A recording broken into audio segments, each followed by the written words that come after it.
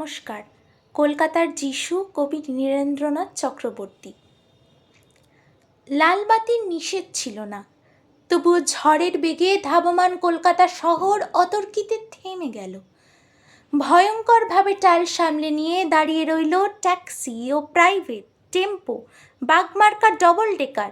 গেল গেল আর্তনাতে যারা রাস্তার দুদিক থেকে ছুটে এসেছিল, ঝাঁকামুটে ফিরিওয়ালা, দোকানি ও খরিদ্দার, এখন তারাও যেন স্থির চিত্রটির মতো শিল্পীর ইজেলে লগ্ন হয়ে আছে। স্তব্ধ হয়ে সবাই দেখছে, টাল মাটাল পায়ে রাস্তার এক পার থেকে অন্য পারে হেঁটে চলে যায় সম্পূর্ণ উলঙ্গ এক শিশু।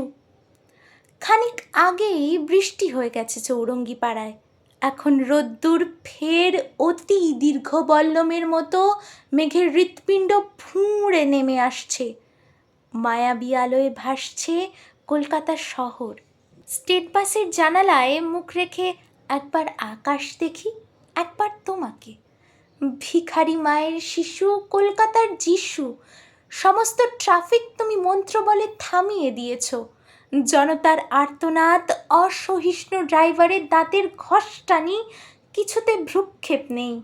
দুদিকে উদ্যত মৃত্যু, তার মাঝখান দিয়ে তুমি টলতে টলতে হেঁটে যাও যেন মূর্ত মানবতা।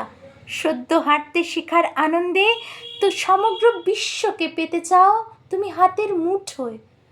যেন তাই টাল মাটাল পায়ে তুমি পৃথিবীর এক কিনার থেকে অন্য কিনারে চলেছ। ধন্যবাদ।